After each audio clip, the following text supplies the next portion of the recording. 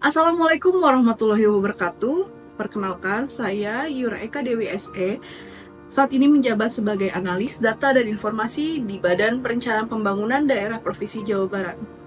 Saat ini saya sedang dalam mengajukan perpindahan jabatan menjadi jabatan fungsional perencana ahli pertama. Terima kasih. Wassalamualaikum warahmatullahi wabarakatuh.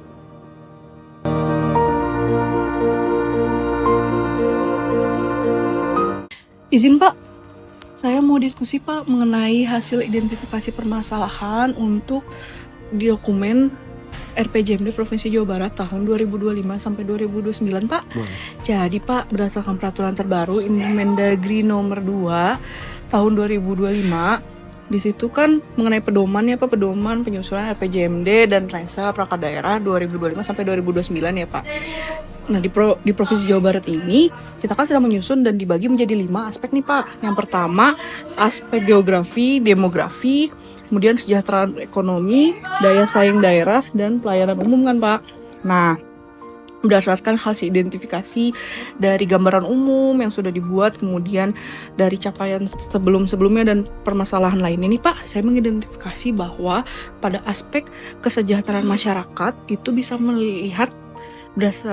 melihat mengenai kesejahteraan ekonominya Pak. Nah, yang pertama itu dari hal kemiskinan nih Pak. Kemiskinan di Provinsi Jawa Barat itu kan masih tinggi ya Pak, di mana pedesaan itu lebih tinggi Pak daripada kotanya. Dan tingkat kemiskinan yang tinggi ini, namun jika dilihat pada tren 15 tahun ke belakang nih Pak, sebenarnya itu mengalami penurunan. Namun memang rata-rata penurunan rumah tangganya itu masih rendah di angka 55.000 rumah tangga per tahun. Selain itu nih Pak, kemiskinan pedesaan yang tinggi ini juga bisa disebabkan dari kurang meratanya Pak akses baik ke pendidikan, kesehatan maupun infrastruktur. Terus kemudian keterbatasan lapangan pekerjaan. Kan umumnya kalau di pedesaan makan bertani ya Pak ya. Jadi mata pencarian mereka tuh biasanya masih di sektor primer kan Pak. Jadi belum ada nilai tambah untuk meningkatkan perekonomian mereka. Nah, dari situ daya beli dari masyarakat juga masih rendah Pak. Di mana masyarakat, terutama nih masyarakat yang miskin itu sangat rentan terhadap inflasi perubahan harga di barang dan jasa. Ini tuh salah satunya juga dipengaruhi oleh faktor eksternal dan internal juga Pak. Salah satunya itu bisa dari kurang optimalnya stabilitas rantai pasok atau sistem rantai pasok yang masih belum merata dan perlindungan sosial yang juga masih terbatas seperti itu Pak. Kemudian di sini tuh bisa diidentifikasi juga Pak antara kesenjangan pendapatan, di mana berdasarkan data BPS pada bulan September 2024 itu angka Gini rasio Jawa Barat itu di angka 0,428 poin, di mana angka ini tuh mengalami kenaikan dari bulan Maret 2024 Pak. Nah, meningkatnya ini karena tingginya pertumbuhan ekonomi Provinsi Jawa Barat, namun tidak diikuti dengan pemerataan pendapatan di wilayah-wilayahnya Pak, terutama pada sektor UMKM.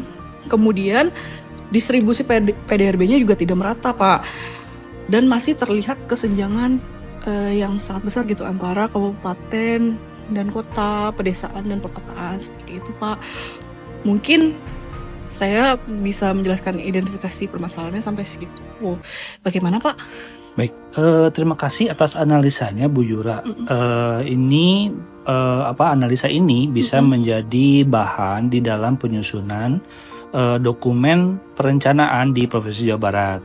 Nah, untuk kedepannya nanti analisa ini dimohonkan untuk dilengkapi dengan data-data yang lengkap ya.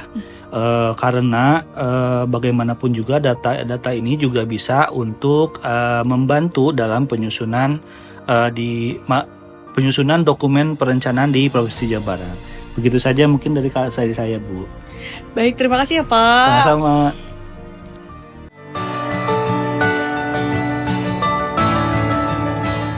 Baik Pak, hari ini saya akan memaparkan hasil pengolahan data yang telah saya buat mengenai persentase penduduk miskin Pak.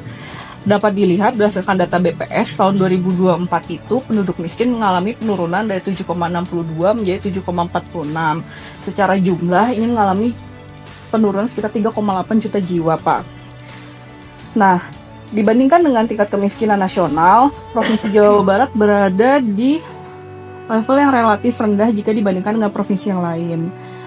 Tapi di sisi lain, pendapatan masyarakat jika dilihat dari PDRB per kapita itu mengalami peningkatan, dan secara indeks Gini pun Gini rasio Jawa Barat mengalami kenaikan Pak dari 0,426 menjadi 0,428, mengindikasikan bahwa pendapatan masyarakat yang tinggi belum tentu dapat mempercepat penurunan kemiskinan. Nah, jadi Pak, mungkin dari hasil pengolahan data ini kita dapat menyusun ya Pak untuk arah kebijakan seperti memperluas program penanggulangan kemiskinan, kemudian dapat meningkatkan akses terhadap pekerjaan produktif atau pelatihan keterampilan mungkin Pak. Menurut Bapak bagaimana Pak dengan hasil pengolahan data saya? Ya, mungkin juga kamu bisa bandingkan dengan jumlah angka pengangguran begitu. Apakah tingkat ketimpangan ini juga berpengaruh terhadap meningkatnya jumlah pengangguran yang ada di Jawa Barat? Mungkin nanti bisa disandingkan dan bisa menjadikan kebijakan untuk ekonomi di Jawa Barat. Baik, terima kasih Pak atas masukannya. Akan saya olah kembali datanya sesuai dengan arahan Bapak. Hatur nuhun ya Pak. Oke.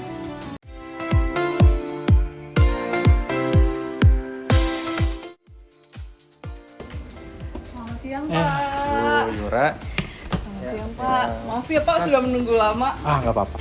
Ini Pak, pertanyaan berikutnya mengenai PDR per kapita nih Pak. Apakah PDR per kapita ini masih juga relevan Pak dengan angka yang tahun 2024 itu 56,08 juta rupiah? Ya. Proyeksi PDR per kapita, sebetulnya kami memproyeksikan sekitar 57,41 juta rupiah. Hal ini mempertimbangkan tadi pertumbuhan ekonomi yang sekitar 5% itu, kemudian juga perlambatan pada jumlah penduduk itu, pertumbuhan penduduk.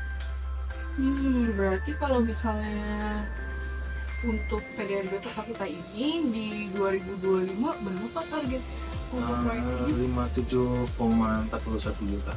Oh, berarti kita harus menyusun ya Pak kebijakan-kebijakan untuk menaikkan angka dari 56 ini menjadi 57 juta tersebut ya Pak. Apakah peningkatan dari PDRB per kapita ini juga mempengaruhi daya beli masyarakat ya Pak ya? Tentu. Berarti kalau misalnya mempengaruhi daya beli masyarakat, ini dapat menurunkan kemiskinan juga. Nah, itu juga tentu akan menurunkan kemiskinan karena PDRB per kapita ini kan berkaitan dengan tadi yang daya beli masyarakat. Semakin masyarakatnya berdaya untuk membeli suatu barang, maka semakin terpenuhinya kebutuhan masyarakat.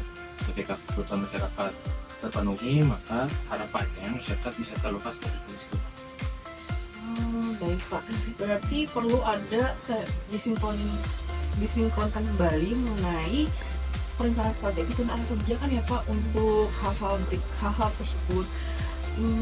Kemudian input-input yang dari Bapak berikan kepada saya akan saya coba ya Pak tuangkan dalam narasi RPJMD. Terima kasih banyak ya Pak atas bantuannya. Mohon maaf mengganggu waktu Bapak. Tenun ya Pak ya.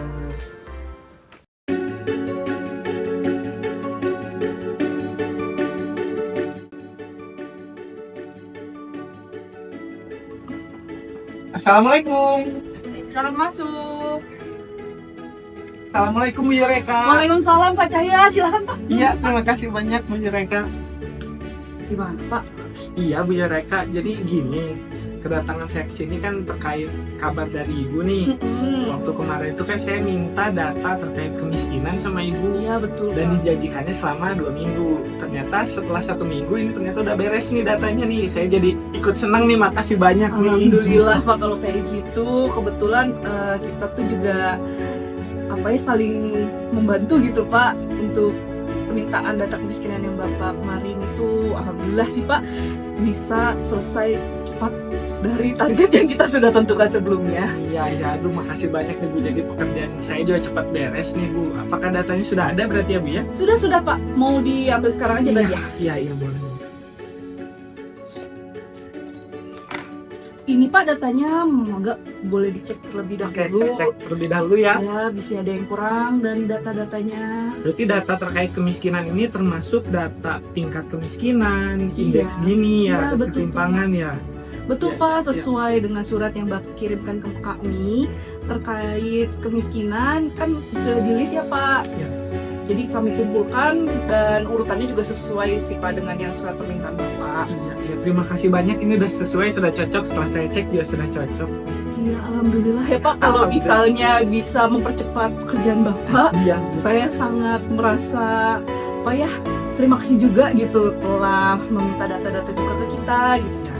Terima kasih banyak ya. Sebelum saya meninggalkan ruangan, ini ada Mohon maaf Iya. Pak, mohon maaf sebelumnya, tapi tidak bisa Pak menerima seperti itu Pak. kenapa nih? Ini kan saya memberikan dalam bentuk terima kasih nih. Pak, mohon maaf sekali lagi Pak, karena juga kan saya sebagai ASN juga tidak boleh menerima barang-barang materi maupun non materi terkait. Kalau seperti ini kan juga termasuk salah satu tindak korupsi ya Pak ya, mohon maaf. Ini kan gratifikasi juga ya Pak ya. Dan selain itu juga di ASN Provinsi Jawa Barat juga sudah ada fakta integritas Pak, di mana kita harus bekerja sesuai dengan perundang-undangan dan menjauhi dari tindakan korupsi, kolusi dan nepotisme Pak. Jadi mohon maaf sebelumnya saya tidak bisa menerima.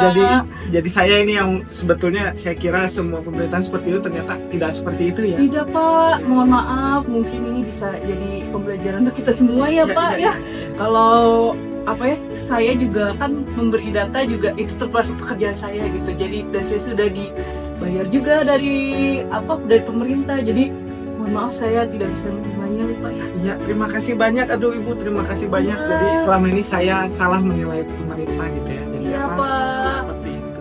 Mohon maaf ya Pak. Jadi gimana Pak? Ada lagi yang bisa saya bantu? Terima kasih banyak Bu Yureka. Aduh, ini jadi pemahaman juga bagi saya bahwa ya hal yang seperti ini adalah termasuk gratifikasi gitu ya. Iya Pak, Dan betul. juga ini data telah selesai dikerjakan, telah diberikan ke saya akan tindak lanjuti. Terima kasih banyak ya. Iya, sama-sama Pak. Hatur nuhun ya Pak. Iya, ya. atur nuhun Ibu, saya kembali lagi berarti terima kasih Iya, banyak. Ibu. hati-hati Pak di jalannya. Iya, makasih banyak. Assalamualaikum. Waalaikumsalam.